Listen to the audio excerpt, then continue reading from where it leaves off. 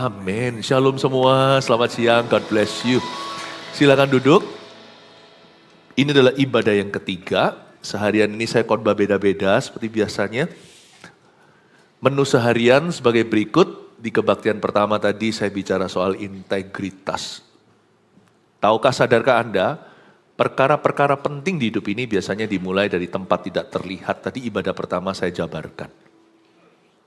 Lalu ibadah kedua, kebaktian kedua, sekalipun topiknya sewaktu kita kira hidup kita selesai udah tamat di sini, ada banyak pengharapan baru, tetapi di dalam ibadah ini Roh Kudus seperti gerakkan saya untuk mengatakan bahwa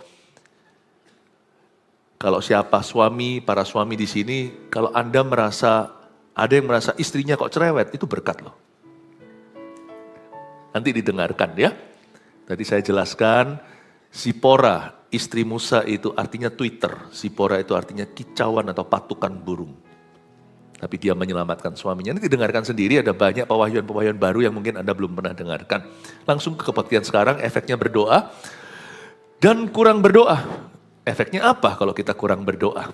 Kita langsung buka Lukas pasal 9, ayat 28 sampai 36. Saya bacakan dulu ya seluruhnya, oke? Yesus dimuliakan di atas gunung, begini firman Tuhan. Kira-kira 8 hari sesudah segala pengajaran itu, Yesus membawa Petrus, Yohanes, dan Yakobus lalu naik ke atas gunung untuk berdoa. Ketika ia sedang berdoa, rupa wajahnya berubah dan pakaiannya menjadi putih berkilau-kilauan. Dan tampaklah 2 orang berbicara dengan dia, yaitu Musa dan Elia. Keduanya menampakkan diri dalam kemuliaan dan berbicara tentang tujuan kepergiannya yang akan digenapinya di Yerusalem. Sementara itu Petrus dan teman-temannya telah tertidur, dan ketika mereka terbangun, mereka melihat Yesus dalam kemuliaannya, dan kedua orang yang berdiri di dekatnya itu. Dan ketika kedua orang itu hendak meninggalkan Yesus, Petrus berkata kepadanya, "Guru, betapa bahagianya kami berada di tempat ini. Baiklah kami dirikan sekarang 3 kemah, 1 untuk engkau, 1 untuk Musa, dan 1 untuk Elia." Tapi Petrus tidak tahu apa yang dikatakannya itu. Sementara ia berkata demikian, datanglah awan menaungi mereka. Dan ketika mereka masuk ke dalam awan itu, takutlah mereka. Maka terdengarlah suara dari dalam awan itu yang berkata, "Inilah anakku yang kupilih, dengarkanlah dia." Ketika suara itu terdengar, nampaklah Yesus tinggal seorang diri dan murid-murid itu merahasiakannya. Dan pada masa itu mereka tidak menceritakan kepada siapapun apa yang telah mereka lihat itu. Efeknya berdoa dan kurang berdoa. Hari ini saya mau jelaskan sesuatu yang mendasar sekali.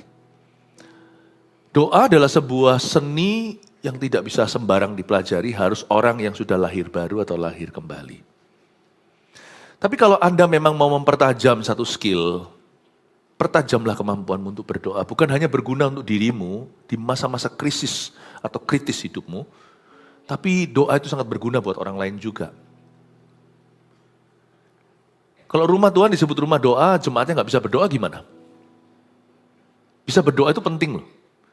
Karena itu akan nanti menjadi penolongmu di saat-saat kau butuh. Karena jalur dengan Tuhan itulah koneksi sesungguhnya yang kau perlukan. Kalau kita pelihara hubungan dengan orang-orang yang berkuasa atau yang pegang kunci. Atau dengan orang tertentu kita melobi. Supaya apa? Nggak ketinggalan informasi. Jangan sampai nanti ada apa-apa, kita tinggal di gua, kita nggak tahu, lalu kita kena celaka. Padahal sebenarnya sudah bisa dengar-dengaran, apalagi doa. Orang yang paling tahu segala sesuatu di hidup kita, yang sudah ada di masa depan kita itu Tuhan. Tapi kita justru biasanya remehkan dan abaikan. Orang yang smart, cari Tuhan dulu. Dan cari Tuhan selalu. Doa itu penting sekali karena Tuhan yang pegang kunci kehidupan ini. Dan kita tidak bisa jauh-jauh. Onderdil kita semua itu dari pabriknya. Tuhan itulah yang menjadikan kita. Saya mau jelaskan di sini ayat, kalau saya membaca firman, misalnya Lukas 9, itu biasanya satu kesatuan. Saya kalau baca Alkitab nggak suka begini, comot-comot ayat mana, ayat mas itu ya oke. Cuman saya jadi hilang konteks. Kalau Anda baca Lukas 9 ini sungguh-sungguh very interesting. Gini ya, saya kasih spilling. Saya akan kasih bocoran bagaimana cara saya membaca pasal demi pasal. Tiap pasal itu ya, Yesus ngajar gini kok selanjutnya terjadi mujizat itu ya. Itu nggak ada yang namanya kebetulan. Nggak ada yang namanya kebetulan. Kenapa yang Tuhan sembuhkan itu orang tuli dulu supaya dia dengar firman.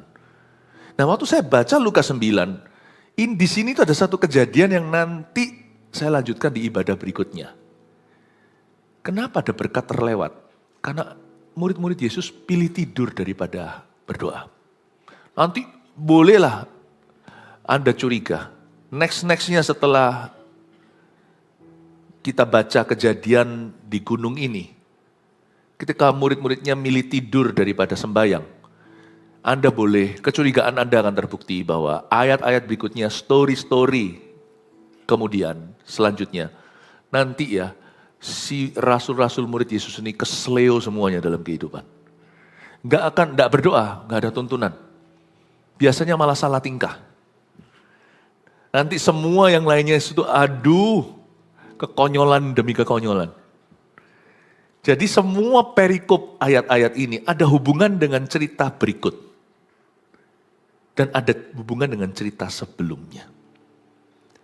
Tapi terlalu luas dibahas seluruh pasal, saya kasih bocoran before and after-nya kira-kira seperti apa. Ini adalah cerita tentang doa, bukan tentang Musa dan Elia saja.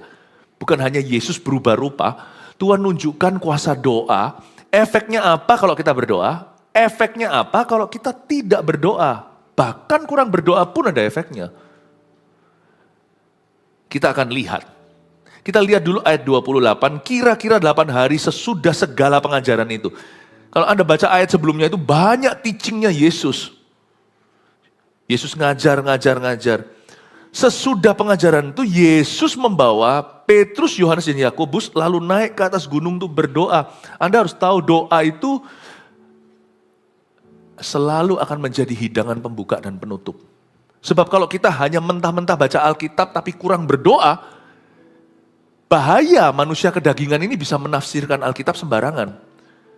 Dan kita punya daging itu cenderung kena jerat, yaitu hukum Taurat. Kita baca itu lalu kita rasa harus, tapi nanti penerapannya kita salah kaprah karena tidak dituntun oleh Roh Allah, tapi oleh hikmat kita sendiri. Doa itu memang tidak langsung kena ke kognitif kita. Kadang-kadang kita rasa sia-sia lah, ngapain lah kita itu muji Tuhan sampai nangis segala. Loh, nangis itu salah kalau pura-pura. Tapi kalau kita terjama emosi kita ikut-ikutan, I think Tuhan sedang mengurusi emosimu. Allah sedang melakukan sesuatu dan membentuk perasaanmu. Biarkan doa itu nggak langsung ke kognitif atau logika. Itu nanti bagian kebenaran. Tapi kebenaran kalau tidak disertai dengan hidangan pembuka dan penutupnya, kalau pintu depan, pintu belakangnya bukan doa, nanti kita pasti akan memanfaatkan firman. Ya. Karena tahu kebenaran berupa teori saja tidak akan mengubah seseorang. Ketika kita menghampiri itu hati kita itu hati ke hati dengan Tuhan, itulah doa. Dan firman itu berkuasa. Jangan lupa loh, setan pun bisa pakai firman. Waktu setan mencobai Yesus di padang gurun itu, dia berkata, bukankah ada tertulis, lemparkan dirimu, maka malaikat-malaikat akan menumpu kakimu, sehingga kakimu tidak terantuk pada batu. Buktikan kau anak Allah. Tapi Yesus itu manusia berdoa. Kita tahu bahwa dalam sepanjang kehidupannya di atas muka bumi ini, he was a man of prayer. Dia berdoa kadang semalam-malaman. Tapi pagi-pagi murid-muridnya bangun, guru sudah tidak di situ. Di mana? Dia di Taman Getsemani berdoa, bukan hanya saat penangkapan. Itu tempat favorit Tuhan. Saya bersyukur pernah ke Israel, lihat tempat itu, bahkan tradisi mengatakan bahwa di pohon tertentu itu Tuhan seringkali saat teduh, karena ada pohon-pohon di situ yang usianya ribuan tahun. Ya kita tidak tahu kepastiannya, tapi kita tahu Tuhan Yesus adalah manusia berdoa. Sebagai manusia yang berdoa, hatinya dituntun Bapa, bukan sekehendaknya. Setan pakai ayat pun Yesus tahu bagaimana melawan. Ini ayat kamu comot sembarangan. Karena ketika hati orang tunduk pada Tuhan, maka firman Tuhan akan berkuasa dalam diri orang itu. Saya ingin mengajarkan pada Anda, kalau kita hanya menyelidiki firman, tapi kita tidak sungguh-sungguh berserah dalam doa, lama-lama kita jadi Farisi Yesus pernah negur begini, kamu selidiki ayat-ayat firman ini, padahal setiap ayat itu bicara tentang aku, namun kamu tidak pernah mau datang kepadaku supaya diselamatkan. Luar biasa Tuhan menegur ahli-ahli Taurat. Inilah sebabnya banyak orang Kristen datang ke gereja bisa dengar khotbah. Memang saya tidak ajarkan supaya kita itu mengadili orang berdasarkan penampilan, jangan. Jangan kita itu kasat mata lalu menghakimi. Kita kan tidak tahu hati. Tapi kita jangan menilai orang lain, nilai diri sendiri. Nah kalau kita pada saat puji-pujian dinaikkan, penyembahan dinaikkan, kita diam. Bukan karena kita mau diam, kita nggak tahu mau ngapa. Dan waktu doa juga kita hanya toleh kanan, toleh kiri. Loh, sekali lagi loh ya, disclaimer dulu. Saya tidak mengajarkan ini agar orang-orang di dalam gereja itu menghakimi orang yang duduk di bangku sebelah. Atau lihat-lihat kanan kiri mata itu jangan jelalat mata. Fokus ke Tuhan. Tapi ada orang-orang Kristen datang ke gereja bisa dengar khotbah, tapi nggak bisa berdoa. Kemungkinannya adalah orang itu adalah orang Kristen tradisional yang tidak pernah sungguh-sungguh lahir baru. Karena itu dia nggak ngerti doa itu apa. Dia nggak connect gitu loh, wifi-nya dengan Tuhan itu nggak connect. Nggak connect. Jangan dihakimi, tolonglah orang-orang itu. Dan sebagai pendeta, gembala, saya harus menantang terus siapa di sini yang belum lahir baru. Siapa yang belum pernah terima Yesus. Kalau kita belum pernah terima Yesus dalam hati kita, ya susah berdoa ngomong sama siapa. Saya pernah zaman dulu, karena saya dari kecil Kristen, saya ngerti ini. Tapi saya hanya Kristen secara lahiriah. Saya tidak pernah lahir kembali. Kristen sejati itu lahir kedua kali, bukan lahir pertama langsung Kristen. Waktu dulu ya, saya pertama kali masuk ke gereja yang bukan hanya nyanyi himnal, karena zaman dulu saya itu pernah ke gereja, waktu kecil, nggak ada yang salah dengan ini. Cuman saya nggak pernah ditantang oleh kakak-kakak rohani di tempat, untuk saya terima Tuhan. Jadi saya nggak ngerti yang namanya menerima Yesus, punya hubungan pribadi dengan Allah, itu saya nggak ngerti semua. Saya kira ya sudah inilah gereja itu liturgi. Jadi dulu kalau kita nyanyi itu bacanya itu buku. Nggak ada yang salah dengan itu sekali lagi, tapi saya nggak pernah ditantang lebih. Jadi kalau kita nyanyi itu nyanyi tentang Tuhan. Singing about God. Ya, masuk telinga kanan, keluar telinga kiri juga nggak apa-apa. Tapi ketika saya masuk ke sebuah gereja, dulu waktu saya sekolah di Kanada, saya tiba-tiba dijangkau oleh sekelompok orang-orang yang beda dengan cara saya dibesarkan di gereja sebelumnya. Saya nggak ngerti yang gini, karena mereka bukan singing about God, mereka singing to God. Mereka bukan menyanyi tentang Tuhan, mereka nyanyi kepada Tuhan. Mereka bukan mengaminkan doa orang yang berdoa dan berkata, amin, amin gitu aja. Tapi mereka semua diajari itu berdoa kepada Allah.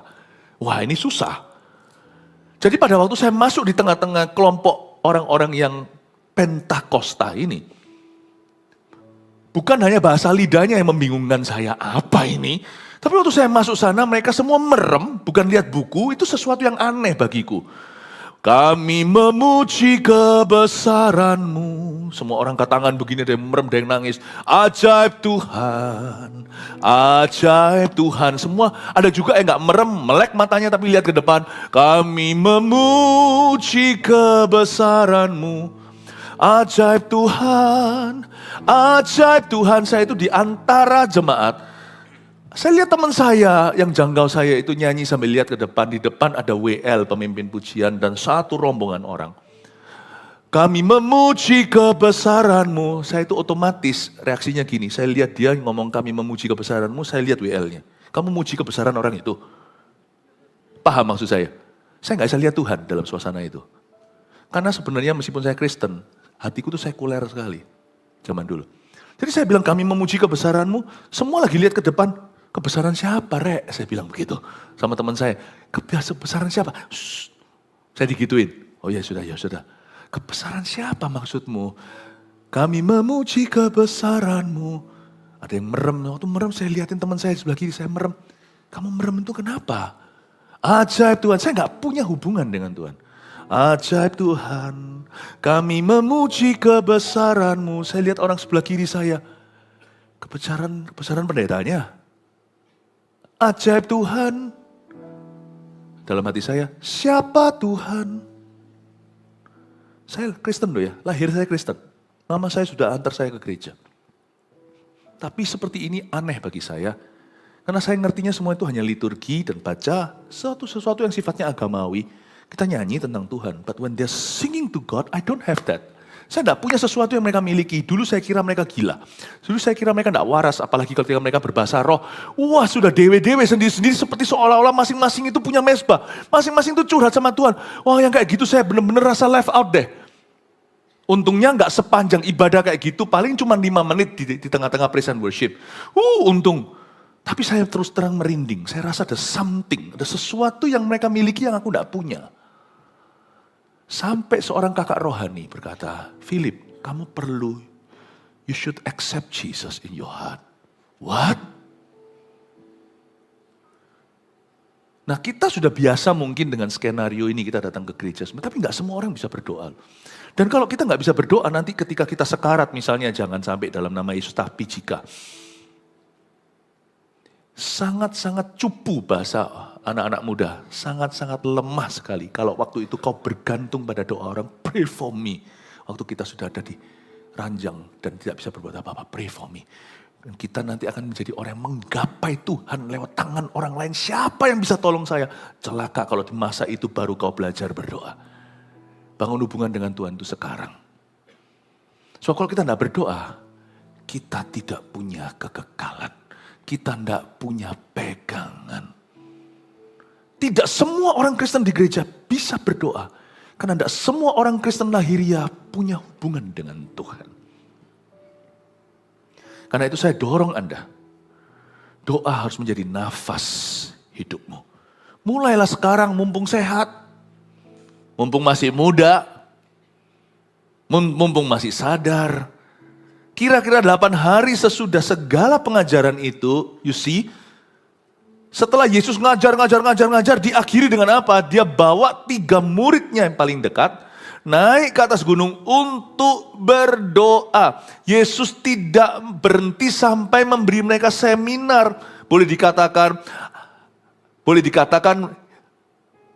menu penutupnya semua KKR seminar Yesus itu selalu penghujungnya adalah doa.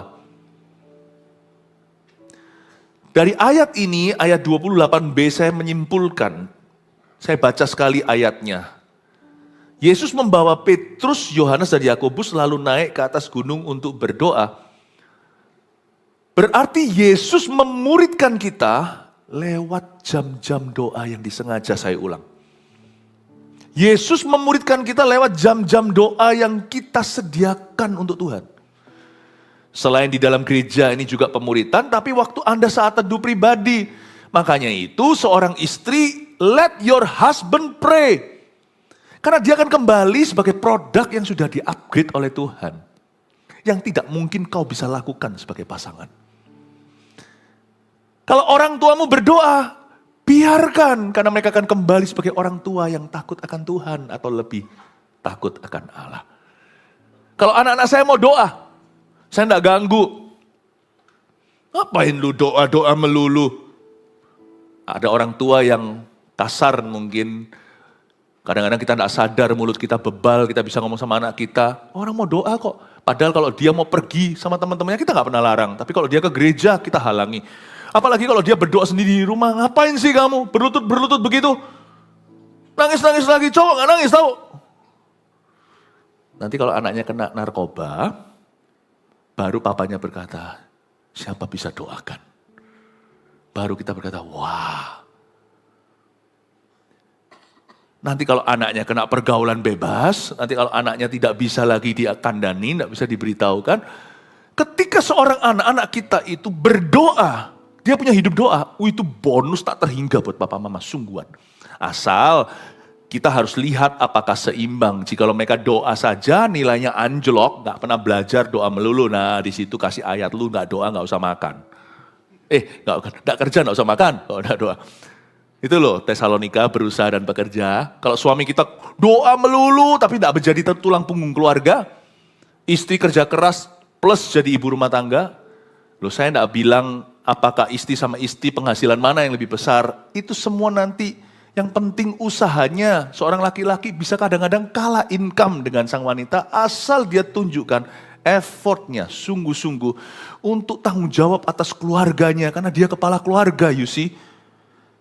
Hargai suamimu berjerih lelah, sekalipun mungkin dia nggak setinggi gaji Anda. Misalnya, jangan kau hina kalau dia sudah memberi 100% usaha. Kecuali kalau suami hanya mau doa melulu dan dia tidak mau kerja, maka kita punya hak berkata, kamu tidak bekerja, kamu tidak usah makan. Tapi kalau suami sudah menunjukkan tanggung jawabnya dan dia punya kehidupan doa yang dia bangun, kecuali Anda berdoa bersama dengan dia dalam ruang doanya, tapi jika Anda mengganggu, mundur dan mengalah sama Tuhan Yesus, beritahu sama suami, you pray, because I like a praying man. Karena praying man tidak akan selingkuh. A praying son, anak yang berdoa, tidak akan kurang ajar sama papa mamanya. Papa mama, simpan aja ludah, gak usah ngomong, kok gak hormat sama ayah ibu, itu gak akan terjadi. Kalimat itu gak perlu kau utarakan, karena tidak ada kebutuhan. Kalau seorang anak yang berdoa, dia dekat sama Tuhan. Gak ada orang yang dekat sama Tuhan jadi pemberontak, itu gak ada. Amin Bapak Ibu. Hai istri, biarkan suamimu dipinjam sama Tuhan. Hai suami, biarkan istrimu dipinjam sama Tuhan. Ngapain kamu doa-doa melulu? Udah, gak ada waktu itu, temenin anak. Udah. Apapun yang menjadi berhala, kecuali kalau istri Anda memang gak bertanggung jawab. Tapi kalau istri Anda sudah sungguh-sungguh memberi yang terbaik. Dan kalau dia bangun hidup doa, jangan kau berhalakan anak.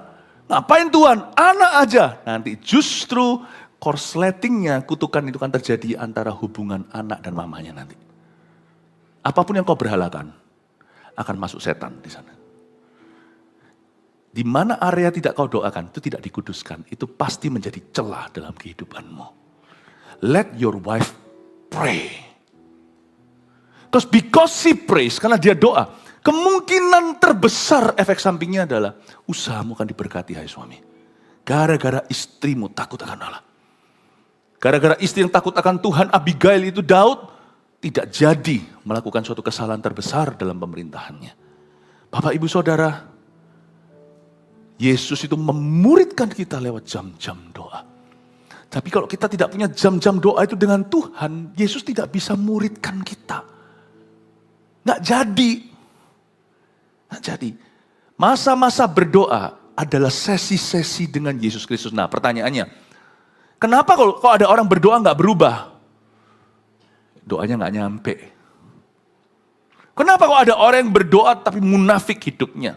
Ya tergantung, kalau standar kita terlalu tinggi semua orang harus sempurna, repot. Sang suami tidak pernah doa, mamanya aktif di gereja, dikit-dikit salah, sedikit-sedikit langsung kita tuduh, kita bilang percuma Tuhanmu, padahal hanya karena masakannya keasinan misalnya. Kalau yang nggak prinsip-prinsip banget, come on lah, orang berdoa juga masih manusia.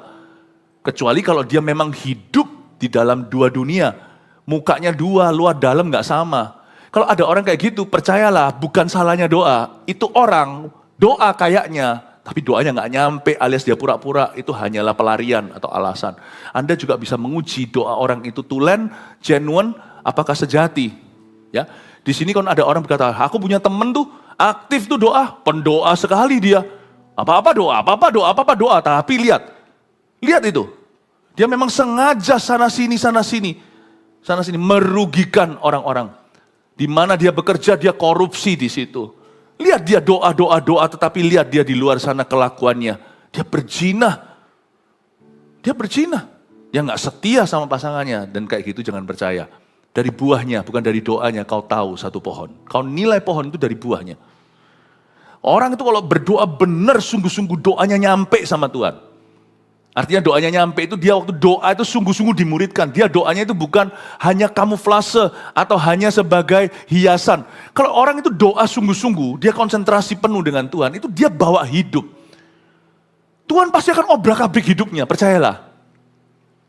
Kita kalau doa yang nyampe sama Tuhan itu doa yang begini loh, yang doa yang masuk ke hadirat Allah. Yesus muridkan kita di jam-jam doa kita itu. Tuhan sungguh-sungguh muridkan kita.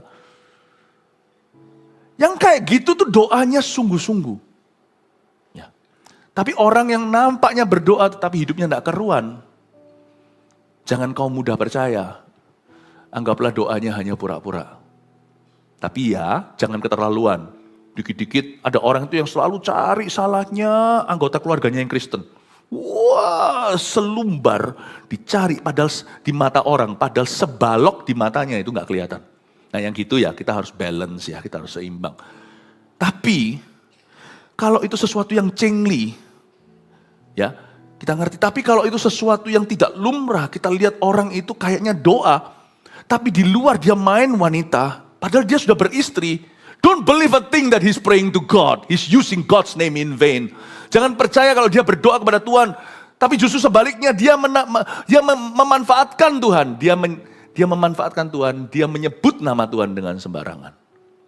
Amin Bapak Ibu. Tapi kalau Anda sungguh-sungguh berdoa, ingatlah bahwa Yesus yang membawa Petrus, Yohanes, Yakobus naik ke atas gunung untuk berdoa. Yesus perlu waktu-waktu doa untuk memuridkan Anda. Kalau Anda tidak provide waktu itu, Anda juga tidak akan alami pemuritan Yesus dalam hidupmu.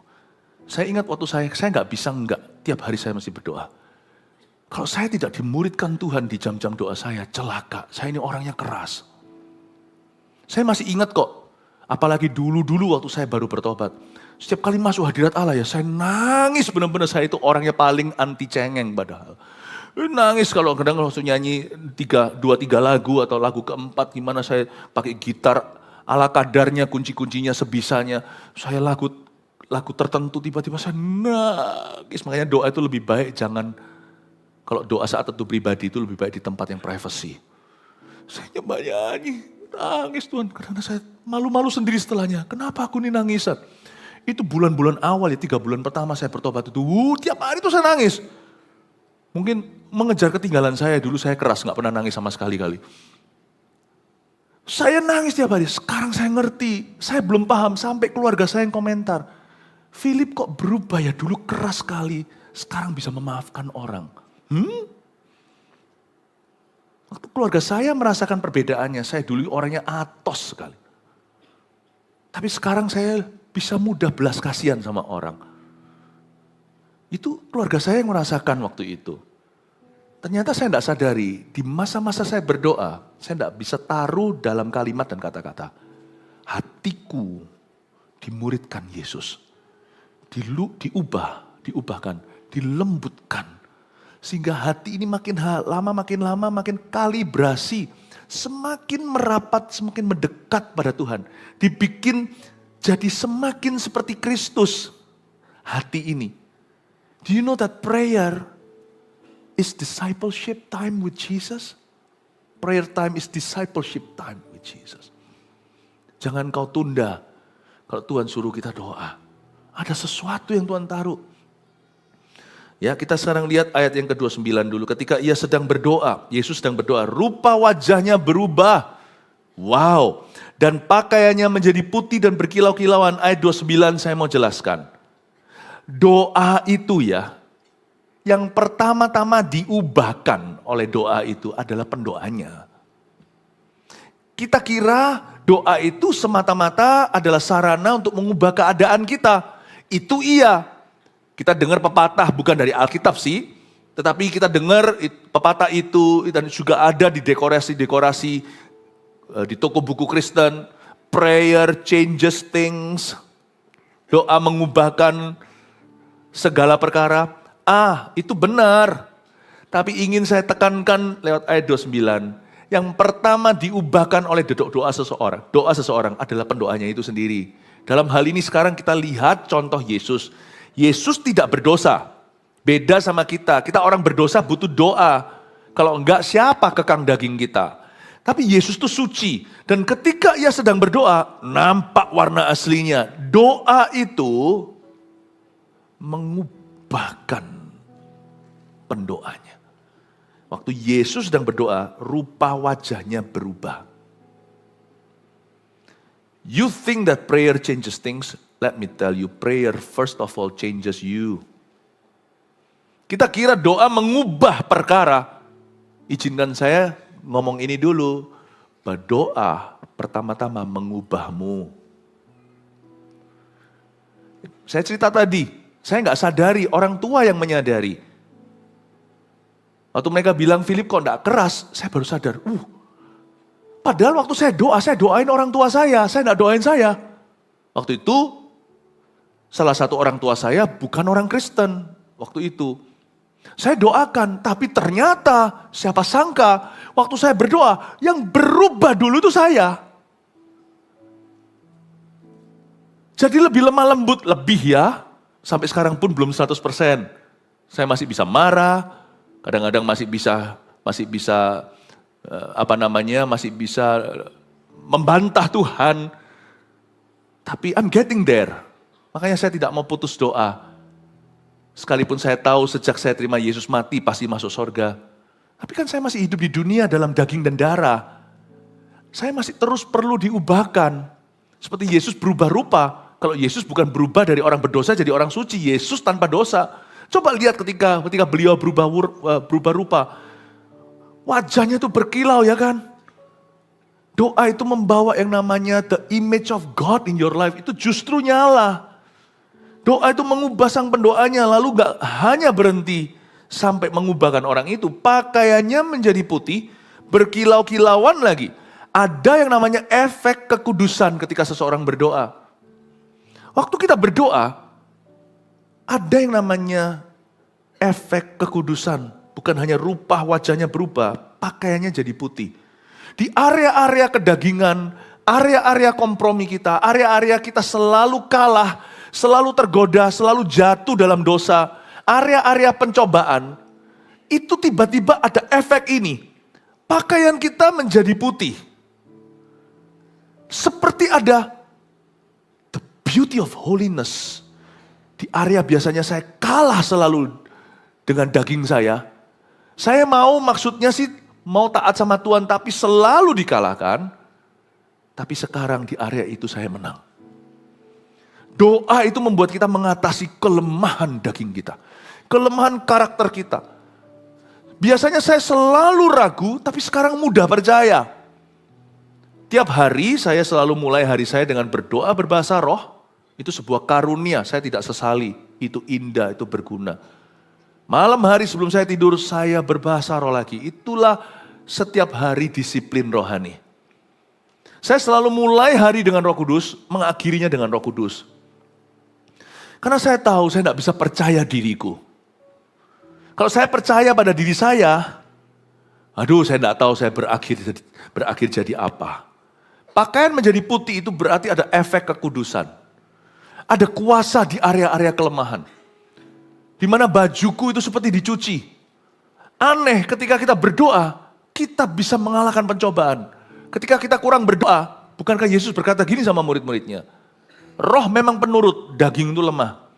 Berdoalah supaya kamu jangan jatuh dalam pencobaan. 3 kali Tuhan ngomong begitu waktu murid-muridnya pilih tidur di Getsemani. Padahal Yesus sudah mau diserahkan. Karena mereka tidak berdoa ya lumrah. Petrus menyangkali 3 kali sebelum ayam berkokok 2 kali. Yohanes salah satu yang diajak doa malah bobok pulas. Nanti Yohanes itu ketika Yesus ditangkap, dia juga hampir ketangkap. Dia lari dan tinggalkan jubahnya, bajunya. Ada satu murid yang lari telanjang, tahu nggak? Malu banget. Kalau kita tidak berdoa nanti kita tidak akan ready untuk pencobaan di depan, tantangan. Dan terutama kita nggak akan siap untuk apa yang Tuhan mau lakukan di hidup kita dan orang lain. Doa itu sebenarnya mungkin kita tidak tahu segala sesuatu. Waktu kita doa itu rasanya apa sih buang-buang waktu. Daripada begini lebih baik kan kerja. Time is money. Makanya itu saya nggak mau ngeflow soal doa. Soal doa itu saya punya set waktu. Saya disiplin tidak kurang tidak lebih. Karena saya tidak berada dalam sebuah perlombaan 100 meter atau sprint. Saya dalam maraton. Hidup saya itu seumur hidup harus doa. Sebab saya tahu saya siapa. Saya tahu saya siapa sebelum saya kenal Tuhan. Saya tahu saya masih bisa jadi siapa kalau hari ini saya jauh dari Tuhan. Saya tidak boleh percaya pada dagingku. Saya harus percaya pada Yesus di dalam diriku. Karena itu saya harus hidupkan manusia roh saya. Karena saya tahu bahwa saya itu seumur hidup perlu membangun hidup doa yang benar-benar konsisten dengan Tuhan. Saya tidak mau nafsu di depan, doa 5, 6 jam, lalu habis itu 6 tahun gak doa. Atau saya tidak mau kurangi sebentar, hari ini kurangi 5 menit, lama-lama akhirnya pun tidak berdoa. Karena saya tahu hidupku maraton, saya harus konsisten dan konstan dengan Tuhan. Hari saya selalu dibuka dengan saya menyapa Roh Kudus, dan selalu ditutup dengan saya menyapa Roh Kudus. Karena saya tahu pakaian saya hari ini masih putih, itu karena kuasa doa yang dibangun secara sengaja. Sebab kita semua, kalau hari ini kurang berdoa, kita pun nanti akan melihat kebangkitan daging kita. Dan daging itu bau, daging itu basi.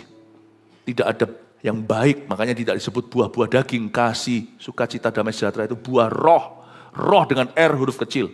Memang Roh Kudus, tapi roh kita yang membuahkan.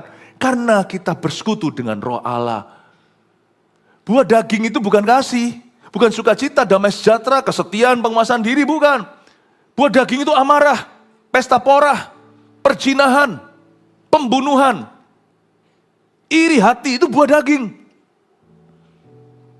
Karena saya tahu kita semua adalah keturunan Adam dan Hawa. Kita pastikan manusia roh kita yang memimpin di depan. Hiduplah oleh roh, Roma 8. Maka kamu tidak akan mengikuti hawa nafsu daging. Dosa itu susah ditolak kalau hanya ditenging-tenging doang. Setannya gampang. Tapi keinginan dalam diri kita yang menyeret kita dalam dosa itu hanya bisa dikalahkan ketika kita sembahyang, ketika kita berlutut di hadapan Tuhan, ketika di kaki Yesus, kita mendapatkan kuasa supranatural. Kita mendapatkan kuasa yang spiritual yang tidak kelihatan, yang Tuhan taruh dalam diri kita, dan itu menyala lewat doa, sehingga kita berani berkata tidak kepada dosa. Iman kita lebih kuat daripada manusia daging kita. Itulah sebabnya doa is very powerful untuk menguduskan pakaian seseorang. Makanya ayat pengkhotbah dikatakan, adakah minyak di kepalamu dan biarkan pakaianmu atau jubahmu tetap putih. Itu hanya bisa dipelihara ketika seorang punya kehidupan doa. Banyak orang Kristen tidak punya kehidupan doa. Mereka hanya ke gereja seminggu sekali. Tidak heran, maaf, hidupnya penuh dengan laraan. Kita bisa lihat, hidupnya Senin sampai Sabtu penuh dengan sampah-sampah rohani di dalam diri. Kenapa? Orang itu bermaksud baik juga nggak bisa, karena it's by God's power. Hanya lewat Holy Spirit's power, hanya lewat kuasa Roh Kudus kau bisa kalahkan sifat dosamu. Itu nggak bisa lewat pendidikan. Orang berkata cara mengentas masalah dunia itu adalah semua orang harus berpendidikan tinggi. Come on, pernah lihat orang berpendidikan tinggi-tinggi? Eropa nggak kurang-kurang. Coba kita lihat sekarang semua itu, baik LGBTQ semuanya itu, apakah mereka orang bodoh? Tidak. You think that the answer adalah education, you're wrong.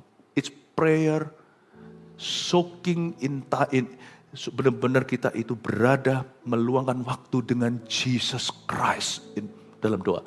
Itu yang membuat pakaian putih. Bukan hanya itu, berkilau-kilauan lagi. Ada efek pemakaian Allah atas hidup orang itu. Doa itu ada efek pemakaian Tuhan, bukan hanya putih bajunya untuk dirinya, tapi berkilau-kilauan yang membuat orang lain terkena sinarnya. Kalau kita berdoa ya, saya melihat sesuatu. Itu ya, hidup kita itu penuh dengan yang disebut keberuntungan oleh orang dunia, tapi kita orang percaya menyebutnya kebajikan dan kemurahan. Aneh, kemana kita pergi sekalipun sesuai dengan rencana, selalu nanti ada pemakaian-pemakaian Allah yang tidak terduga. Setiap orang hidupnya lain-lain, tapi saya punya kesaksian saya. Saya misalnya, tak lama yang lalu kita ada acara full timer waktu itu di Kota Batu. Kita ada retreat lah, ya biar full timer bisa istirahat, bisa olahraga. Kita harus orangkan setiap orang. Gak hanya jemaat yang dikasih full timer, juga adalah jemaat Tuhan. Kita di situ kumpul, sesi ringan, sampaikan, lalu kita doa, lalu sisanya itu olahraga segalanya. Tiba-tiba ada satu orang, saya mestinya gak jalan ke situ, tapi gak tahu kenapa ada gerakan saya mesti jalan ke sana. Padahal saya tadinya mau pergi ke WC atau kemana saya lupa. Tapi saya harus jalan ke situ, ketemu sama orang, liatin aja, mau ajak foto misalnya. Saya yang datengin, ayo. Siapa sangka ternyata orang yang punya trauma sebelumnya, bukan jemaat kita, punya trauma sama hamba-hamba Tuhan, punya trauma sama gereja, sama orang Kristen. Simple gesture. Mestinya ke WC, nggak tahu kenapa saya ke rute itu. Saya jalan dulu lewati situ. Saya itu nggak pernah nganggur. Pas istirahat pun mau pakai waktu sebaik-baiknya. Untuk saya lewati ternyata ketemu orang itu disembuhkan sama Tuhan. Cuman simple thing. Ramah dengan seseorang yang saya tidak kenal. Ternyata orang itu sembuh dari traumanya. Nah, saya dengar-dengar sekarang sudah bergabung dengan gereja kita jadi jemaat yang baik dan bertumbuh. Saya ngomong sama Tuhan, yang kayak gini tuh enggak bisa dalam perencanaan pelayanan. Agenda saya enggak tertulis mau ketemu orang itu jam itu. Di mana? Enggak tertulis. Tapi kalau kita doa itu ada kilau yang kita enggak sengaja. Publik figur pun ya hanya tahu secara realita universal, secara umum. Tapi detil-detil itu semua Tuhan yang atur, tahu enggak? Tuhan itu yang atur small steps kita. Langkah-langkah kecil kita itu Tuhan yang atur. Saya ngomong sama Tuhan, apapun tujuan ilahi di baliknya, saya enggak mau loh Tuhan, meluangkan satu hari tanpa kilauan yang dari Engkau. Saya minta Tuhan memakai hidupku kemanapun aku pergi, di mana aku berada. Pakailah saya Tuhan. Pengalaman gitu banyak dalam hidup saya. Saya pernah sekali waktu di Singapura, lagi pelayanan. Itu jalan di Takashimaya situ. Lucu sih kadang-kadang itu gak ada artinya, bukan soal sorga dan neraka. Saya tidak kepingin, udah lapar nih, udah tahu makanan mau dituju, misalnya kita mau makan nasi ayam di mana gitu ya, misalnya ya. Bisa saya kepingin masuk ke mall itu, saya itu bukan orang yang nge-mall. Ya, lalu habis itu datang ke sana, khusus ajak keluarga saya, borong-borongan semuanya, cuma masuk lewat food court-nya Takashimaya situ, keliling, balik lagi keluar untuk pergi ke restoran, ngapain? Ternyata ketemu sama satu orang yang kemarin berdoa, Tuhan kalau Engkau mengasihi aku pengen ketemu Pastor Philip. Mau foto, ampun. Fotolah kami, cepet. Enggak nyembuhkan trauma apa-apa. Tuhan cuma mau jawab dalam, bukan, itu bukan pelayanan, saya lagi liburan. Liburan pun enggak sangka saya sedang dipekerjakan. Tapi saya enggak keberatan. Saya ngomong sama Tuhan, kalau itu bagian dari kilauan. Saya sebagai public figure beda dengan setiap orang. Tapi setiap kita pasti ada kilauan yang Tuhan sediakan. Doa itu membuat kita itu kebentur dengan hal-hal yang kita enggak sengaja. Beberapa orang itu berarti ketemu jodohnya. Beberapa orang itu ketemu orang-orang yang jadi jawaban nanti dalam bisnisnya. Justru ketika kau cari dengan usahamu, kau tidak akan menemukan. Justru kalau Anda nemukan dengan kedagingan, Anda pasti akan temukan semua yang salah nanti. Tapi kalau kita belajar berserah di jam doa, nanti langkah kita itu dituntun tanpa kesengajaan kita. Kebajikan kemurahan itu mengikuti kita, bukan kita usahakan. Itu yang dunia katakan kebetulan. Atau dunia katakan keberuntungan. Itu yang terjadi nanti. Dalam konteks kita beda-beda. Mau pendeta, ibu rumah tangga, semua itu ada kilauan yang diberikan hanya when you are on the mountain of prayer of your life. Hanya orang yang naik ke gunung doanya. Gunung doa ini bukan lokasi geografi, gunung doa ini disiplin doa yang tinggi. Hanya orang yang punya kehidupan doa itulah yang akan mengalami kilauan di gunung transfigurasi dengan Yesus. Saya ngomong sama Tuhan, bolak-balik cerita seperti ini dalam kehidupan saya. Aku tidak mau loh Tuhan Yesus hanya mengalami apa yang disengaja oleh manusia. Ada efek pemakaian Tuhan di atas orang-orang yang berdoa. You ask that in your life. Waktu doa, makanya itu jangan pernah berkata doa itu buang-buang waktu. Doa itu masuk ke waktu yang beda. Setelah kau doa, tanpa kau sadari, kau masuk sudah dalam kairos atau waktu ilahi. Doa itu membuatmu masuk ke divine timing. Itu alamnya beda sudah. Saya dorong Anda, jangan lewatkan jam doamu. Sungguhan. Berdoalah sebelum kau bekerja. Milikilah mesbah doamu dan dengan keluargamu. Dan waktu doa di gereja, itu luar biasa. Kebaktian ini juga jam doa. Bangun hidupmu. Waktu kita lagi doa, jangan ini. Kebaktian itu bukan show, semua orang lihat ke depan. Kami memuji kebesaranmu, kebesaran siapa sih?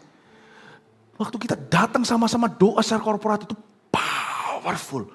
Ada sesuatu yang beyond your life, itu yang poured down on you. Ada sesuatu yang di luar kapasitasmu secara pribadi itu yang akan dicurahkan kepadamu.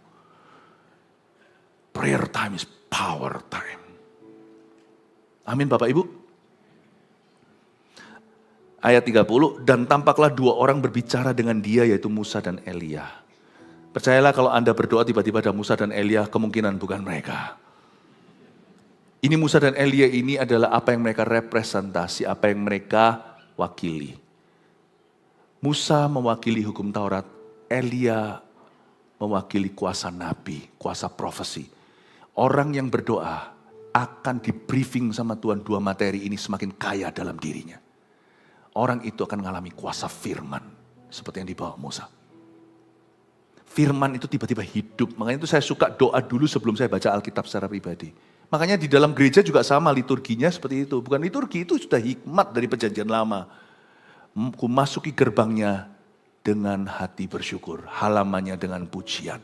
Anda tidak masuk langsung belajar teologi. Anda masuk itu memuji. Makanya itu kalau datang ke gereja jangan hanya untuk khotbahnya, peduli amat yang khotbah siapa. Datang ke gereja itu memuji Tuhan. Karena akan beda ketika Anda masuknya dengan roh doa. Pulangnya dengan roh doa. Itu beda banget. Karena ketika kita lakukan itu, firman yang sama yang dibagikan di hati yang siap dan ready dan di hati yang tidak punya ekspektasi akan beda nanti. Tapi di hati yang haus dan lapar, hati yang sudah dipenuhi dengan roh doa sebelumnya, Anda akan mengalami kuasa firman seperti waktu Tuhan bicara sama Musa. Akan terjadi fulfillment of the word. Ini bukan hanya the preaching of the word, ya bedain. Yang namanya pengajaran firman itu luar biasa. Tahu nggak, yang sama luar biasa, lebih luar biasa, tapi yang berikut ini hanya diberikan kepada mereka yang sungguh-sungguh punya roh doa ketika dengar firman. Penggenapan firman. Listen to me. That is God doing, not humans doing. Not human doing. Itu hanya Allah. Fulfillment of the word itu hanya pada orang-orang yang hatinya penuhi dengan roh doa waktu menerima firman. Itu beda. Itu beda sekali. Lalu Elia ini bicara tentang kuasa nabi, kuasa doa. Di dalam nama Yesus yang Paulus beritakan, kau setan keluar. Anak-anak sekewa, tengking setan pada seseorang. Lalu legion lah katakanlah, atau pokoknya orang yang kesurupan itu berkata, Yesus aku kenal, aku tahu. Paulus aku kenal. Kamu siapa? Kita bisa pakai semua metode yang diajarkan firman. Takkan ada kuasa di mulutmu, di hidupmu, dalam keputusanmu. Takkan ada kuasa dalam doamu. Kalau kita hanya main teori belaka, firman ini akan dibiarkan Tuhan selamanya jadi logos. Jadi teori di tangan Anda, teori hanya di dalam pikiran Anda, tidak akan pernah menjadi pedang bermata dua. Tuhan itu tidak bodoh. Orang tidak sungguh-sungguh dengan dia, masa Tuhan izinkan ayat-ayat itu dimanfaatkan? No. Kamu menyelidiki Alkitab, tapi tidak datang ke aku, kata Tuhan. Kau kira lewat teori ini kau selamat. You come to me. Tuhan bilang sama orang Farisi. You see, orang yang berdoa akan mengalami kuasa nabi. Dan selain itu kalau kita baca ayat ini, kita menemukan dalam hidup Yesus sendiri di atas muka bumi. Ketika Yesus belum naik ke salib, dia di briefing dulu oleh Musa dan Elia, karena Yesus adalah anak Allah, kita tidak sama liga. Sebelum saya naik ke sini tadi, saya juga di briefing sama SM-nya. Nanti ya, khotbah sekian menit dan sebagainya.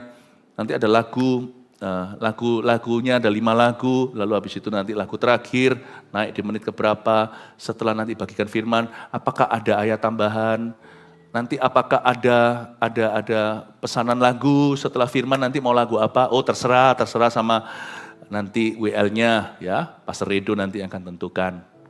Jadi saya di briefing dulu, ibadah itu penting, Yesus belum naik ke salib, di briefing dulu. Sama Musa dan Elia, yang satu ingatkan semua hukum-hukum Taurat yang harus digenapi oleh Yesus. Di atas salib setiap kata kalimat adalah penggenapan. Eloi, Eloi lama sabachthani, sudah selesai. Ampuni Bapa, ampuni mereka, mereka tidak tahu apa yang mereka perbuat. Semuanya itu tidak ada dari mulut Yesus keluar kata-kata sia-sia. Aduh, sakit-sakit mana ada. Musa sudah jelaskan, di briefing dulu. Dan Elia dari sisi semua profesi akan dikenapi. Orang yang berdoa tidak tahu segala sesuatu. Tapi semua yang dia perlu tahu pasti diwahyukan di waktu-waktu berdoa dia dengan Tuhan. Orang berdoa itu sedang di briefing oleh malaikat. Sadarkan Anda? Kita nggak ngerti. Setelah doa juga, apalagi kita dalam masalah, keluar juga kita masih garu-garu kepala. I don't know dari sini aku mau kemana. Tapi semua perkara yang perlu kau ketahui, kalau kita doa sungguh-sungguh, baik itu di gereja maupun secara pribadi, kita akan di briefing oleh Tuhan. Jadi kalau sampai saya nggak tahu segala sesuatu, I'm fine, thank you. Berarti saya nggak perlu. Kalau saya berdoa, saya tahu sedikit atau tahu tambah banyak. Pokoknya semua setelah saya berdoa itu, pengetahuan yang saya dapat, itu sudah cukup untuk membawa saya di jalan kemenangan di depan. Orang berdoa itu di briefing sama malaikat. Makanya itu kalau saya berdoa suatu hari, saya nggak ngerti. Setelah doa ya rasa biasa. Orang berkata doa selalu rasa listriknya, kadang iya kadang enggak. Bukan itu, bukan di dalam feeling. Waktu saya berdoa, saya tahu Tuhan ada di hidup saya.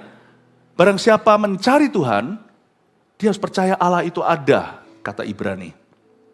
Dan bahwa Allah memberi upah kepada barang siapa yang sungguh-sungguh mencari dia. Saya berdoa, kadang saya merasakan sesuatu, kadang tidak. Setelah saya selesai berdoa, misalnya, besok lusa, kadang-kadang doa itu ada yang dijawab berapa hari kemudian, berapa bulan. Bisa tumpuk-tumpuk overlapping gitu, doa besok nanti untuk, nggak tentu Tuhan punya waktu itu setiap kali kita doa itu di briefing apa. Nah, misalnya saya ketemu dengan orang tertentu, saya ingat, waktu saya ketemu itu tiba-tiba klop. Rasa seperti kayak saya pernah ketemu orang ini gak asing lagi. Ada semacam intuisi-intuisi yang saya tidak pelajari.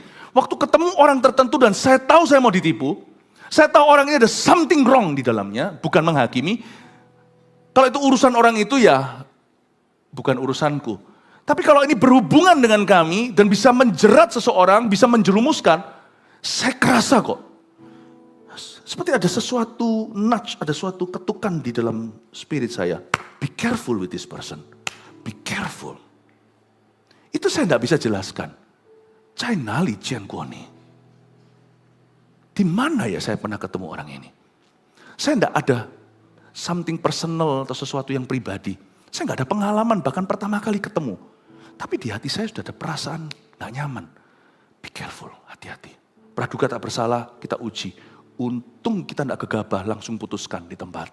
Ternyata sungguhan kan? Ujungnya itu hoax. Doa itu, kita waktu doa mungkin tidak tahu. Tapi setelah kita jalan dalam kehidupan itu, kita bisa tahu sesuatu. Because last week I was praying for this. Karena minggu lalu saya doa tentang ini. Atau karena kemarin saya sudah berlutut di kaki Yesus. Atau kadang-kadang bisa ketemu sama satu orang, tiba-tiba serak. Nggak bisa enggak. Ini orang begini. Berapa banyak di antara Anda hari ini dapat kepercayaan dari Tuhan. Karena kami menemukan talenta-talenta itu. Dan kami rasa, ini kayak Paulus ketemu Timotius. Ini dia. I found the person. Aku telah menemukan orang yang tepat. Itu kalau nggak doa nggak dapat. Yesus sebelum menemukan 12 rasulnya. Bahkan termasuk Yudas. Dia berdoa semalam-malaman kepada Bapa. Sebagai anak manusia. Sekalipun Yesus anak Allah yang maha tahu, dia berdoa semalam-malaman kasih teladan. Sebelum kau pilih orang, ada intuisi-intuisi tertentu. Pengetahuan-pengetahuan yang sifatnya bukan kau pelajari di sekolah. Atau tidak ada buku manualnya. Itu pengetahuan diberikan after your times of prayer. Pengetahuan yang diberikan setelah ada waktu-waktu doa kepada Tuhan. Itu yang disebut ada dua orang berbicara dengan dia yaitu Musa dan Elia. Lanjut sedikit lagi lalu kita selesai. Keduanya menampakkan diri dalam kemuliaan dan berbicara tentang tujuan kepergiannya yang akan digenapinya di Yerusalem. Itu buktinya yang saya katakan tadi, di briefing tentang kematiannya. Ya, bukan karena Yesus lupa, tapi itu sudah menjadi bagian dari rencana Bapa ayat 32. Sementara itu, Petrus dan teman-temannya telah tertidur. Ini sangat kita. Apapun alasan kita tidak berdoa, setiap kita pasti punya alasan yang masuk akal. Kalau ujungnya selalu doa yang dikorbankan, ya itu sudah pilihan. Sungguhan. Kalau selalu gereja yang dikorbankan, itu sudah pilihan. Tapi pilihan kita itu selalu ada konsekuensi, baik iya atau tidak, baik sekarang atau nanti itu selalu ada efeknya. Nah efeknya tentunya adalah Petrus, Yohanes, Yakobus tidak ready untuk apa yang Yesus mau lakukan di depan. Sementara itu Petrus dan teman-temannya telah tertidur dan ketika mereka terbangun, mereka melihat Yesus dalam kemuliaannya. Nah ini mereka nggak siap. Kan mereka tidur kan, apapun alasannya sekali lagi, orang itu punya 1001 alasan untuk berdoa. Alasan yang paling utama yang sering kali terjadi adalah karena berdosa. Karena ada orang yang memilih ketika dia jatuh dalam dosa, dia rasa nggak layak, dia berhenti berdoa, bukan cari pengampunan Tuhan, tapi malah lari dari hadiratnya. Atau alasan lain adalah kesibukan. Oh percayalah 24 jam sehari itu berlaku untuk setiap orang. Tuhan yang menciptakan 24 jam sehari, bahkan sebelum ada jam dan menyebutnya 24, matahari terbit, matahari terbenam, Tuhan tahu waktu memberikan waktu kepada manusia dalam ciptaannya, Tuhan sudah memberi pada kita slot doa. Tuhan itu sudah kasih mentah ke tangan kita, tinggal kita kelola dan prioritaskan. Tuhan tidak suruh kita doa penuh, tidur pun Tuhan sudah set dalam tubuh kita. Sebagian orang butuh 6 jam, ada 7, ada 8, makin tua makin dikit. Tuhan sudah set, kita nggak tidur 24 jam sehari. Kita juga nggak bisa kerja 24 jam sehari. Kalau kita mau nurut sama Tuhan, waktu kita semua akan tepat guna. Bapak, Ibu, Saudara, apapun alasan kita tidak berdoa, ingatlah bahwa doa itu tidak tergantikan apapun alasannya. Ada konsekuensinya. Dan saat mereka terbangun alias terjaga, mereka melihat Yesus dalam kemuliaannya, there they were unready. Mereka nggak siap. Dan kedua orang yang berdiri di dekatnya, jadi Yohanes, Yakobus, dan Petrus tidak hanya tidak siap ketika bangun dari tidur mereka melihat Yesus dalam kemuliaannya. Mereka siap untuk menerima Yesus dalam kebiasaannya. Tapi menerima Yesus dalam kemuliaannya, they were not ready. Mereka tidak bisa memaksimalkan, tidak bisa memanfaatkan dengan baik dan benar, kairos atau glory, kabot, kemuliaan berikutnya, atau perkara-perkara ilahi yang akan segera dihidangkan di depan mereka. Mereka tidak siap. Dan bukan hanya mereka tidak siap ketemu Yesus dalam kemuliaannya, mereka juga tidak siap ketemu sama dua orang yang berdiri di dekat Yesus. Orang yang tidak berdoa, mereka tidak akan siap untuk perkara ilahi yang segera akan tiba. Sehingga misalnya perkara ilahi itu dibungkus pandemi atau dibungkus apa kejadian di dunia itu, mereka nggak akan siap untuk meresponinya sebagaimana yang Tuhan kehendaki dan rencanakan atas hidup mereka. Biasanya justru akan membuat kesalahan-kesalahan yang fatal di saat-saat yang sangat penting di dunia ini dan dalam hidup mereka. Dan yang lainnya lagi, mereka nggak siap untuk orang-orang yang penuh Roh Kudus yang Tuhan akan utus, yang akan dipakai Tuhan untuk menambahkan sesuatu dalam hidup mereka. Sebab orang yang kurang berdoa atau tidak berdoa biasanya akan membela orang yang salah dan menganiaya orang yang salah. Renungkan. Orang yang tidak berdoa, Tuhan akan disebut hantu akan disebut Tuhan. Kalau Tuhan mau memberkati seseorang, Tuhan bisa utus orang-orang. Karena Tuhan selalu pakai manusia. Dan orang yang tidak berdoa cari Tuhan, seperti Cornelius waktu ketemu Petrus, dia siap karena dia berdoa sekalipun pengetahuannya masih terbatas, dia belum kenal Injil, belum ada orang yang beritahu. Tapi waktu dia berdoa, Tuhan tunjukkan, kamu akan ketemu seorang hamba Tuhan, kirim bawahanmu untuk jemput dia di jalan tertentu, namanya Simon, yang sekarang ada menginap di rumah orang lain yang namanya Simon, si penyamak kulit, maaf. Kamu pergi ke sana waktu Cornelius ketemu Petrus, dia tahu bahwa ini utusan Allah. Kalau dia nggak berdoa, dia akan salah sangka. Ketemu Petrus malah dianiaya. Orang yang tidak berdoa atau kehidupan doanya sudah ada, biasanya akan membela orang yang salah dan menganiaya orang yang salah. Yang dia bela justru orang-orang yang tidak utus. Yang dia aniaya justru orang-orang yang Tuhan utus. Karena orang-orang itu tidak akan siap untuk menerima kedua orang yang berdiri di dekatnya itu. Nah disinilah banyak berkat yang missing di hidup kita, bukan karena Tuhan tidak beri, tapi karena kita luput dan salah meresponi. Paham ya? Ada berkat yang luput, bukan karena Tuhan tidak pernah buat lewat, tapi luput Karena kita salah sangka. Ya ampun ternyata utusan Tuhan. Yang satunya ya ampun ternyata ini musuh Tuhan yang selama ini ku bela. Karena orang yang tidak berdoa tidak akan punya discernment in the spirit. Dia hanya bergantung logika, kepandaian, dan pengalaman masa lalu yang gak cukup. Buktinya kita masih hidup hari ini, nanti masih mati kemudian hari. Berarti semua pengalaman di belakang itu bukan Tuhan. Dia hanya bisa memberi pelajaran berharga dan bisa memberi kita pengalaman terbatas. Karena baik maupun buruk di belakang tidak bisa menjamin kau salah atau benar di depan. Kita butuh Tuhan. Tapi orang yang tidak berdoa tidak akan punya discernment, tidak punya karunia membeda-bedakan dalam roh. Dia menilai segala sesuatu termasuk Yesus pun dinilai secara lahiriah. Dia tidak akan bisa menilai perkara-perkara Allah karena dia buta. Karena manusia rohnya tidak dicelikan, dia hanya bergantung logika, bersandar pada pengertiannya sendiri, pada pengalamannya, pada pendidikannya, dan siap ini seluruh orang-orang seluruh dunia bergantung ini. Dan bergantung survei membuktikan. Itu aja, at top semuanya itu survei. You have no lead from heaven, tidak akan tuntunan dari atas. Makanya itu seorang pebisnis yang takut akan Tuhan, yang sudah dicelikkan mata rohnya, harusnya tahu. First thing first you hold on to every morning is the Bible. Hal pertama yang kau dapatkan tiap pagi itu ini. Ibu rumah tangga harus tahu. Parenting itu beda, anak 1, anak 2, anak 3, anak cuma 2 doang. 1 dengan 2 aja beda, anak 1 aja setiap musim dia bisa berubah-ubah. Kayak gak kenal anakku ini dulu 14, umur 14 gak begitu, sekarang umur 16 kok beda. You need Jesus. Amin Bapak Ibu. Dikit lagi ya, dan ketika kedua orang itu hendak meninggalkan Yesus, Petrus berkata kepadanya, Guru, betapa bahagianya kami berada di tempat ini. Baiklah kami dirikan sekarang 3 kemah, 1 untuk engkau, 1 untuk Musa, 1 untuk Elia. Ini lucu, saya tidak berani menghina karena saya sendiri mungkin akan begitu. Kalau tidak berdoa, muncullah yang namanya orang yang latah di hadirat Allah. Itu kalau bahasa Gen E-nya hari itu yapping. Mungkin anak kecil tahu ya, stop yapping. Yapping itu ngomong tapi nggak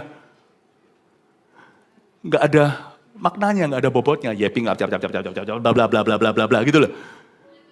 Lama-lama doa kita cuma bla bla bla bla. Kalau kita nggak punya hubungan dengan Tuhan itu bla bla bla. Doa itu bukan soal panjang pendeknya. Tapi doa itu bisa sungguh-sungguh sangat ridiculously missing the target. Itu sungguhan. Doa itu ya, orang itu kalau enggak ngerti hati Tuhan nangkep ya, orang itu bisa minta yang salah. Dan benar-benar bisa melesetnya itu jauh dari kehendak Allah, sungguhan. Makanya itu saya enggak berani jauh dari Tuhan. Karena kita cenderung nanti yapping. Kata-kata kita enggak ada kuasanya. Ngomong sama setan yang menguasai seseorang, dalam nama Yesus pun setannya takut sama Yesus, tapi dia berkata, you're just yapping using Jesus name.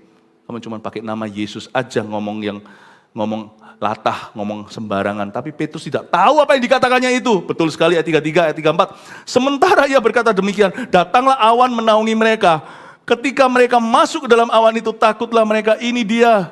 Tuhan hendak menunjukkan sesuatu, kalau kalian mau jadi rasul yang dipakai oleh aku, murid yang diurapi, Yesus berkata begini, ini hari itu diajari, kalian harus ditelan oleh awan kemuliaan. Kedaginganmu harus ditelan sama awan kemuliaan.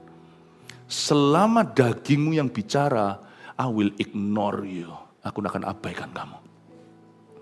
Tuhan berkata, aku akan ignore you. Lihat ya, Yesus tidak respon. Ini lucu sekali karena setelah mereka ngomong, Petrus kan ngomongnya yang itu. Dia nggak tahu dia ngomong apa. Guru, tak siapin ya tenda pramuka, 1 untuk engkau, 1 untuk Musa, 1 untuk Elia. Coba lihat ayat 34. Belas sama sekali tidak ada reaksi dari Tuhan. Tuhan tidak merespon. Pernahkah Anda merasakan hidup kita, proyek kita Tuhan tidak responi? Karena apapun yang tidak dari hasil doa, itu adalah yapping ke sorga. Dan Tuhan tidak responi. Tuhan seperti tidak seolah-olah tidak ada yang terjadi. Jangan marah loh kalau kita itu di ghosting sama Tuhan. Apa itu bahasanya? Ghosting ya? Bukan di ghosting, Tuhan tidak pernah ghosting. Tapi jangan marah ya. Jangan panas hati kalau kita seperti didiemin sama Tuhan. Sebab Tuhan tidak bertanggung jawab untuk meresponi segala sesuatu di hidupmu. Apa yang dibangun oleh daging, Tuhan tidak terlibat di dalamnya. Bapak, Ibu, Saudara, Pak Petrus itu didiamkan sama Tuhan. Dan sementara ia berkata begitu, awan telan dia. Kalau Tuhan mau bekerja lebih dalam hidupmu, dagingmu harus dikikis. Dan tahu gimana caranya daging bisa dikikis? Lewat jam-jam doa, itu terkikis. Beratnya ketika di dalam doa, aduh waktu kok berlalu lama sekali. Aduh Tuhan, aku harus belajar percaya, belajar menunduk, belajar berserah. Padahal serasa diburu-buru waktu, hidupku sedang terhimpit sesuatu. But aku harus berlutut di kaki Yesus. How hard it is. Saya dikikis sebab saya tahu kalau daginganku tidak dikikis. Dan paling bagus dikikis di saat-saat momen-momen doa. Tuhan tidak bisa berbuat lebih dalam hidup saya. Saya harus ditelan oleh awan.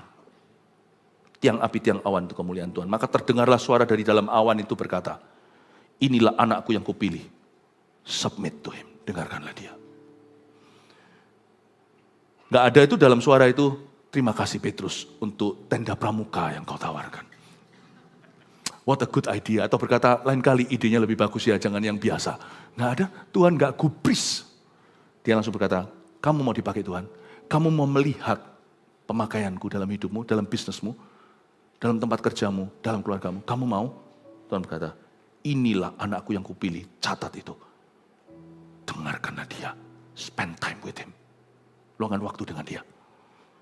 Ketika suara itu terdengar, nampaklah Yesus tinggal seorang diri. Dan murid-murid itu merahasiakannya. Dan pada masa itu mereka tidak menceritakan kepada siapapun apa yang telah mereka lihat itu. 3 poin sini, dengan ini selesai. Terima kasih untuk kesabaran Anda. Nomor 1. Efeknya berdoa dan efeknya tidak berdoa. 1, doa mengubah pendoanya dan menguduskannya untuk pemakaian Allah. Ini dia. Yang pertama berubah adalah pendoanya. Itulah sebabnya jangan khawatir. Pastor Philip, saya mau doa tapi saya tidak tahu bagaimana berdoa. Pastor Philip, saya mau berdoa, saya tidak fasih lidah. Trust me, bukan lidahmu yang jadi target utama Tuhan. Hatimu. 2, orang yang kurang berdoa tidak siap untuk menangkap perkara Allah selanjutnya. Catat, termasuk tidak akan siap ketemu dengan orang-orang yang Tuhan utus. Dan masalahnya Tuhan itu bukan hamba kita. Jadi kalau Tuhan utus, itu gosong. Nggak ada jaminan Tuhan utus lagi. Meskipun Tuhan itu selalu punya plan B kalau orang bertobat, iya. Tapi jangan cobai. Khusus kilaf-kilaf Tuhan lagi, kirim lagi. Nggak tentu, kadang-kadang ada berkat yang lewat. Kalau kita nggak menangkapnya, ya sudah lewat. Sudah lewat.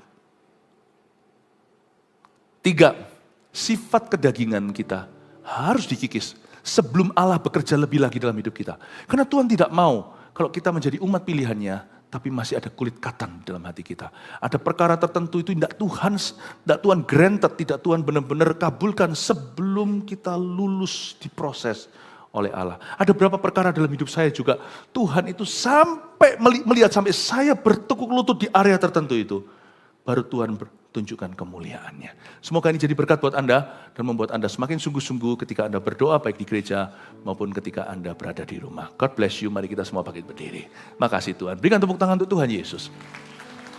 Nyanyi apa ya Redo? Tadi sudah di briefing soalnya, kamu yang nentukan lagunya. Hadiratmu ya Bapa, ku datang dengan penuh kerinduan di hadapan hadirat-Mu ya Bapa. Segala keangkuhanku hilang di hadapan hadirat-Mu Tuhan. Di hadapan hadirat-Mu ya Bapa. Ku datang dengan penuh kerinduan di hadapan hadirat-Mu ya Bapa. Segala keangkuhanku, segala keangkuhanku hilang. Sembah Dia, ku sembahkan ya Bapa, ku sembahkan ya Tuhan, ku tinggikan nama